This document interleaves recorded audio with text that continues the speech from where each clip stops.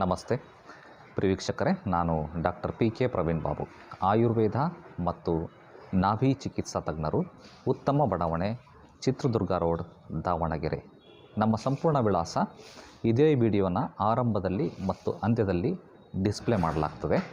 ನಮ್ಮ ದೂರವಾಣಿ ಸಂಖ್ಯೆ 6360104359. ಮತ್ತೊಂದು ಸಂಖ್ಯೆ 9448836044. ಅವಶ್ಯಕತೆ ಇದ್ದಂಥವರು ಬಳಕೆ ಮಾಡ್ಕೋಬಹುದು. ವೀಕ್ಷಕರೇ, ಇವತ್ತಿನ ವಿಷಯ ಸರ್ವೇ ಸಾಮಾನ್ಯವಾಗಿ ಎಲ್ಲರನ್ನೂ ಕಾಡುವಂತಹದ್ದು. ಯಾವುದು? ಗ್ಯಾಸ್ಟ್ರೈಟಿಸ್ ಅಂತ ಹೇಳ್ತಾರೆ. ಆಡು ಭಾಷೆಯಲ್ಲಿ ಜನರು ಇದನ್ನು ಗ್ಯಾಸ್ಟ್ರಿಕ್ ಅಂತಾರೆ. ವೀಕ್ಷಕರೇ, ಗ್ಯಾಸ್ಟ್ರಿಕ್ಕಿಗೆ ಬೇಕಾದಷ್ಟು ಆಯುರ್ವೇದಿಕ್ ತಗೊಳ್ತೀರಿ, ಅಲೋಪತಿ ತಗೊಳ್ತೀರಿ, ಹೋಮಿಯೋಪತಿ ತಗೊಳ್ತೀರಿ, ನ್ಯಾಚುರೋಪತಿ ತಗೊಳ್ತೀರಿ, ಸಿದ್ಧೌಷಧಿಗಳನ್ನು ತಗೊಳ್ತೀರಿ, ಬೇಕಾದ್ದನ್ನು ಪ್ರಯೋಗ ಮಾಡಿರ್ತೀರಿ, ಏನು ಮಾಡಿದರೂ ಹೋಗಲ್ಲ. ನಿಮಗೆಲ್ಲರಿಗೂ ಗೊತ್ತಿರುತ್ತೆ, ಭಾಳಷ್ಟು ಜನರು ವೈದ್ಯರು ಎಕ್ಸ್ಪ್ಲನೇಷನ್ ಕೊಟ್ಟಿರ್ತಾರೆ ಹಲವಾರು ಮೀಡಿಯಾಗಳಲ್ಲಿ. ಗ್ಯಾಸ್ಟ್ರಿಕ್ಕಿಗೆ ಜಂಕ್ ಫುಡ್ ತಿನ್ನೋದು ಕಾರಣ, ಗ್ಯಾಸ್ಟ್ರಿಕ್ಕಿಗೆ ಇರ್ರೆಗ್ಯುಲರ್ ಫುಡ್ ತಗೊಳ್ಳೋದು ಕಾರಣ, ಗ್ಯಾಸ್ಟ್ರಿಕ್ಕಿಗೆ ಮಸಾಲೆ ತಿನ್ನೋದು ಕಾರಣ, ಸ್ಮೋಕಿಂಗ್ ಕಾರಣ, ಡ್ರಿಂಕ್ಸ್ ಮಾಡೋದು ಕಾರಣ, ನಾನ್ ವೆಜ್ ತಗೊಳ್ಳೋದು ಕಾರಣ, ಇತ್ಯಾದಿ ಇತ್ಯಾದಿ ಇತ್ಯಾದಿ ಕಾರಣಗಳನ್ನು ಹೇಳಿರ್ತಾರೆ. ಲಕ್ಷಣಗಳಂತೂ ನಿಮಗೆ ಗೊತ್ತಿರುತ್ತೆ. ಎದೆ ಉರಿ, ಹೊಟ್ಟೆಯಲ್ಲಿ ಸಂಕಟ, ವಿಚಿತ್ರವಾದಂತಹ ಸೌಂಡ್ಗಳು ಹೊಟ್ಟೆಯಲ್ಲಿ, ಮಲಬದ್ಧತೆ ಇತ್ಯಾದಿ ಇತ್ಯಾದಿ, ನೋವು, ಉರಿ, ಸಂಕಟ, ಎದೆ ಬಡಿತ ಜಾಸ್ತಿ ಆಗೋದು, ಬೆನ್ನೋವು ಬರೋದು, ಕುತ್ತಿಗೆ ನೋವು ಬರೋದು, ಸುಸ್ತಾಗೋದು, ವಾಂತಿ ಬಂದಂಗೆ ಆಗೋದು, ಉಳಿದೇಗೆ ಬರೋದು, ಗಡ್ರಿಕೆ ಬರೋದು ಇತ್ಯಾದಿ ಇತ್ಯಾದಿ ಇತ್ಯಾದಿ ಲಕ್ಷಣಗಳು. ಅದಕ್ಕೆ ಹಲವಾರು ಚಿಕಿತ್ಸೆಗಳನ್ನು ತಗೊಂಡಿರ್ತೀರಿ, ಹಲವಾರು ಚೂರ್ಣಗಳನ್ನು ತಗೊಂಡಿರ್ತೀರಿ, ಹಲವಾರು ಮಾತ್ರೆಗಳನ್ನು ತಗೊಂಡಿರ್ತೀರಿ, ಗ್ಲೂಕೋಸ್ ಬಾಟ್ಲ್ ಹಾಕ್ಸ್ಕೊಂಡಿರ್ತೀರಿ, ಅಡ್ಮಿಟ್ ಆಗಿ ಎಂಡೋಸ್ಕೋಪಿ ಮಾಡಿಸ್ಕೊಂಡಿರ್ತೀರಿ, ಕೊಲೊನೋಸ್ಕೋಪಿ ಮಾಡಿಸ್ಕೊಂಡಿರ್ತೀರಿ, ಸ್ಕ್ಯಾನಿಂಗ್ ಮಾಡಿಸ್ಕೊಂಡಿರ್ತೀರಿ. ಇದು ಎಲ್ರಿಗೂ ಗೊತ್ತಿರೋಂಥ ವಿಷಯ. ಇದು ಸರ್ವೇ ಸಾಮಾನ್ಯ, ಎಲ್ಲ ಕಡೆ ಸಿಗುವಂತಹ ಚಿಕಿತ್ಸೆ. ನಾನು ಒಪ್ಕೊಳ್ತೀನಿ. ಇದನ್ನೆಲ್ಲ ಮಾಡಿ ಆಗಿಯೂ ಕೂಡ, ಇದೆಲ್ಲ ಚಿಕಿತ್ಸೆ ತಗೊಂಡು ಕೂಡ ಪ್ರಯೋಜನ ಆಗ್ತಾಯಿಲ್ಲ. ಗ್ಯಾಸ್ಟ್ರಿಕ್ ಕಡಿಮೆ ಆಗ್ತಾಯಿಲ್ಲ, ಹೊಟ್ಟೆ ಉಬ್ಬರ ಕಡಿಮೆ ಆಗ್ತಾಯಿಲ್ಲ, ಹೊಟ್ಟೆಯಲ್ಲಿ ಉರಿ ಸಂಕಟ ಕಡಿಮೆ ಆಗ್ತಾಯಿಲ್ಲ, ಅಜೀರ್ಣ ಸರಿ ಹೋಗ್ತಾಯಿಲ್ಲ, ಮಲಬದ್ಧತೆ ಸರಿ ಹೋಗ್ತಾಯಿಲ್ಲ ಅಂದರೆ ಇವೆಲ್ಲವನ್ನೂ ಹೊರತುಪಡಿಸಿ ಇನ್ನೊಂದೇನಾದರೂ ಕಾರಣ ಇರ್ಬೋದಲ್ಲ. ಇನ್ನೂ ಕೆಲವರು ಕೇಳ್ತಾರೆ, ಗ್ಯಾಸ್ಟ್ರಿಕ್ ಅಂತ ಬಂದ ತಕ್ಷಣ ನೀವು ಮಸಾಲೆ ತಿಂತೀರಾ ಅಂತ ನಾವು ಡಾಕ್ಟರ್ ಕೇಳಿದ ತಕ್ಷಣ, ಇಲ್ಲ ಸರ್. ನಾನ್ ವೆಜ್ ತಿಂತೀರಾ? ಇಲ್ಲ ಸರ್. ಡ್ರಿಂಕ್ಸ್ ಮಾಡ್ತೀರಾ? ಸ್ಮೋಕ್ ಮಾಡ್ತೀರಾ? ಇರ್ರೆಗ್ಯುಲರ್ ಫುಡ್ ಹ್ಯಾಬಿಟ್ ಇದೆಯಾ? ಇಲ್ಲ. ಹೋಟ್ಲ ತಿಂತೀರಾ? ಇಲ್ಲ. ಎಲ್ಲ ರೀತಿಯ ಡಯಟ್ ಫಾಲೋ ಮಾಡ್ತಾರೆ, ಎಲ್ಲ ರೀತಿಯ ದಿನಚರ್ಯಗಳನ್ನು, ಋತುಚರ್ಯಗಳನ್ನು ಫಾಲೋ ಮಾಡ್ತಾರೆ, ಎಲ್ಲ ರೀತಿಯ ಸಾತ್ವಿಕ ಆಹಾರಗಳನ್ನು ಫಾಲೋ ಮಾಡ್ತಾರೆ. ಆದರೂ ಕೂಡ ಗ್ಯಾಸ್ಟ್ರಿಕ್ ಬರ್ತಾ ಇದೆ. ಯಾಕೆ ಅಂತ ನೀವು ಪೇಷಂಟ್ ನಮಗೆ ಕೇಳ್ತಾರೆ. ಆವಾಗ ಕೊನೆಯ ಅಸ್ತ್ರವಾಗಿ ನಾವು ಬಳಕೆ ಮಾಡೋಂಥದ್ದು ನಾಭಿ. ನೋಡಿ, ನೀವು ಏನನ್ನೂ ಅಪಚಾರ ಮಾಡಿಲ್ಲ ಆಹಾರಗಳಲ್ಲಿ, ಯಾವುದೇ ರೀತಿಯ ವ್ಯತ್ಯಯಗಳನ್ನು ಮಾಡ್ಕೊಂಡಿಲ್ಲ ದಿನಚರ್ಯದಲ್ಲಿ, ಯಾವುದೇ ರೀತಿಯ ಋತುಚರ್ಯಗಳಲ್ಲಿ ವ್ಯತ್ಯಾಸಗಳು ಮಾಡ್ಕೊಂಡಿಲ್ಲ, ಎಲ್ಲ ಕರೆಕ್ಟ್ ಇದ್ರೂ ಗ್ಯಾಸ್ಟ್ರಿಕ್ ಆಗ್ತಾಯಿದೆ, ಎಲ್ಲ ಚಿಕಿತ್ಸೆ ತಗೊಂಡ್ರೂ ಗ್ಯಾಸ್ಟ್ರಿಕ್ ಹೋಗ್ತಾ ಇಲ್ಲ ಅಂದಾಗ ನಮ್ಮ ಗಮನ ಕೊಡಬೇಕಾಗಿರೋದು ನಾಭಿಯ ಕಡೆಗೆ. ನಾಭಿ ಅಂದರೆ ಏನು? ಸಂಸ್ಕೃತದಲ್ಲಿ ನಾಭಿ, ಕನ್ನಡದಲ್ಲಿ ಒಕ್ಕಳ, ಇಂಗ್ಲೀಷ್ನಲ್ಲಿ ಅಂಬಲಿಕಸ್, ನೇವಲ್ ಡಿಸ್ಪ್ಲೇಸ್ಮೆಂಟ್ ಅಂತ ಹೇಳ್ತಾರೆ. ಹಳೆ ಕಾಲದಲ್ಲಿ ಬಟ್ಟಿ ಜರುಗಿರೋದು ಅಂತ ಹೇಳ್ತಾರೆ, ಬಟ್ಟಿ ಬಿದ್ದಿರೋದು ಅಂತ ಹೇಳ್ತಾರೆ. ಅದೂ ಕೂಡ ಈ ಗ್ಯಾಸ್ಟ್ರಿಕ್ಕಿಗೆ ಒಂದು ಕಾರಣ ವೀಕ್ಷಕರೇ. ಈಗ ಮಾಡರ್ನ್ ಜನ in the name of science, ಅದು ಮೂಢನಂಬಿಕೆ, ಅದನ್ನು ನಂಬೇಡ್ರಿ, ಬಟ್ಟಿ ಜರುಗೋದು, ಬಟ್ಟಿ ಬೀಳೋದು ಎಲ್ಲ ತಪ್ಪು ಅಂತ ಹೇಳ್ತಾರೆ. ವೀಕ್ಷಕರೇ, ಅದು ತಪ್ಪಲ್ಲ, ಅದು ಸರಿ. ಯಾವಾಗ ನಾಭಿ ಜರುಗ್ತದೆ ಆವಾಗ ನಮ್ಮ ಡೈಜೆಸ್ಟಿವ್ ಸಿಸ್ಟಮ್ ವ್ಯತ್ಯಾಸ ಆಗ್ತದೆ. ಹೆಂಗೆ ಎಕ್ಸ್ಪ್ಲೇನ್ ಮಾಡ್ತೀರಿ ಅಂತ ನೀವು ಕೇಳೋದಾದರೆ ನಾನು ಎಕ್ಸ್ಪ್ಲೇನ್ ಮಾಡ್ತೇನೆ. ನೋಡಿ ವೀಕ್ಷಕರೇ, ಮಗು ತಾಯಿಯ ಗರ್ಭದಲ್ಲಿ ಇದ್ದಾಗ ಆಹಾರವನ್ನು ಸೇವಿಸುವುದು ಅದರ ಬಾಯಿಂದ ಅಲ್ಲ, ಉಸಿರಾಡೋದು ಅದರ ಮೂಗಿಂದ ಅಲ್ಲ, ನಾಭಿಯ ಮುಖೇನ ಅದು ಆಹಾರವನ್ನು ಸೇವಿಸುತ್ತೆ. ಕರುಳು ಬಳ್ಳಿಯಿಂದ, ನಾಭಿಯ ಮುಖೇನ ಉಸಿರಾಡುತ್ತೆ, ಕರುಳು ಬಳ್ಳಿಯಿಂದ. ಸೊ ನಾಭಿ ಭಾಳ ಪ್ರಮುಖವಾದಂತಹ ಪಾತ್ರವನ್ನು ಮಾಡುತ್ತೆ ಯಾವಾಗ? ತಾಯಿಯ ಗರ್ಭದಲ್ಲಿ ಇದ್ದಾಗ, ಮಗುವಿನ ಬೆಳವಣಿಗೆಗೆ. ಸೊ ಯಾವಾಗ ನಾಭಿ ಮಗು ತಾಯಿಯ ಗರ್ಭದಿಂದ ಹೊರಗಡೆ ಬರ್ತದೆ ಆವಾಗ ಅದು ನಿಷ್ಕ್ರಿಯ ಆಗ್ತದೆ ನಾಭಿ. ಆವಾಗ ಮೂಗಿನಿಂದ ಉಸಿರಾಡ್ತಾನೆ ಮನುಷ್ಯ, ಆವಾಗ ಬಾಯಿಂದ ತಿಂತಾನೆ ಆಹಾರವನ್ನು. ಅದಕ್ಕೆ ಮುಂಚಿತವಾಗಿ ನಮ್ಮ ಎಲ್ಲ ಪೂರೈಕೆಗಳು ನಾಭಿಯ ಮುಖೇನನೇ ಆಗ್ತಾ ಇರ್ತವೆ. ಸೊ ಯಾವಾಗ ನಾಭಿ ಜರುಗ್ತದೆ, ಬಟ್ಟಿ ಬೀಳ್ತದೆ, ಬಟ್ಟಿ ಜರುಗ್ತದೆ, ಆವಾಗ ಏನಾಗ್ತದೆ ಅಲ್ಲಿ? ಫಸ್ಟ್ ಯಾಕಾಗುತ್ತೆ ಅಂತ ತಿಳ್ಕೊಂಬಿಡೋಣ.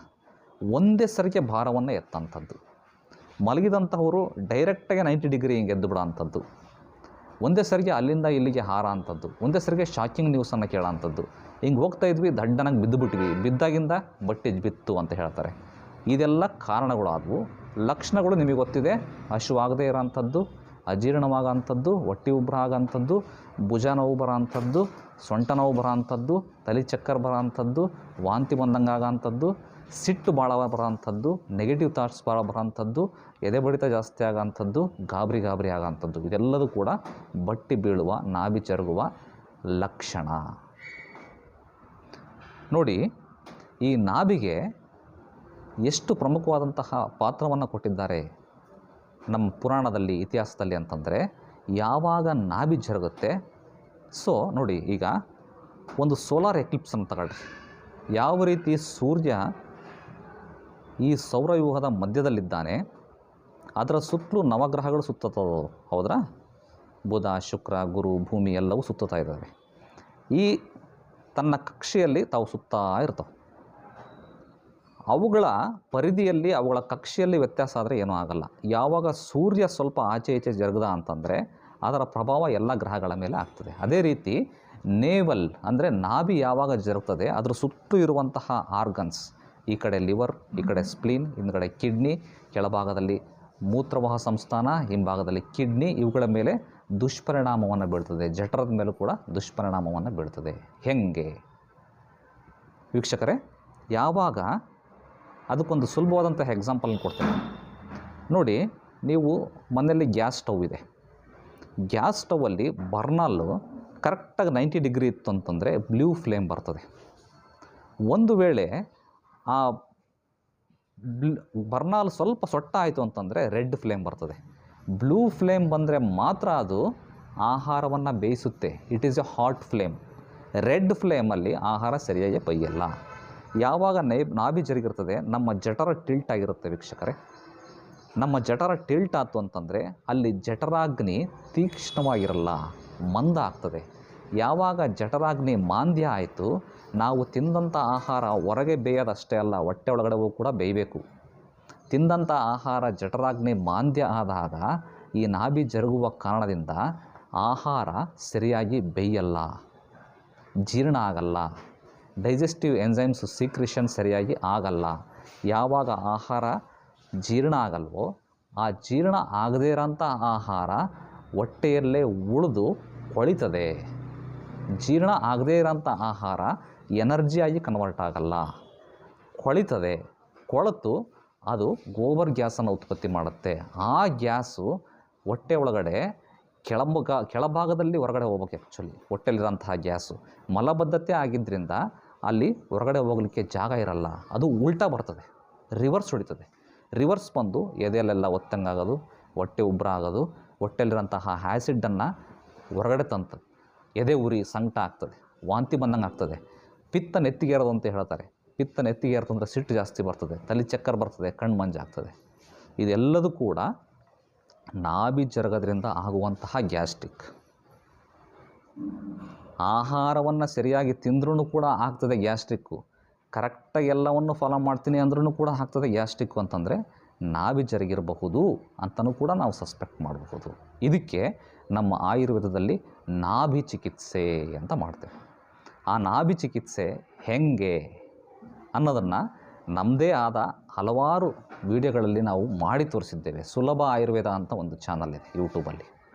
ಅದರಲ್ಲಿ ಪ್ರಾಕ್ಟಿಕಲ್ಲಾಗಿ ಮಾಡ್ತಾ ಇರೋಂತಹ ವಿಡಿಯೋಗಳು ಹಲವಾರು ಸಿಗ್ತವೆ, ತಾವು ನೋಡ್ಬೋದು.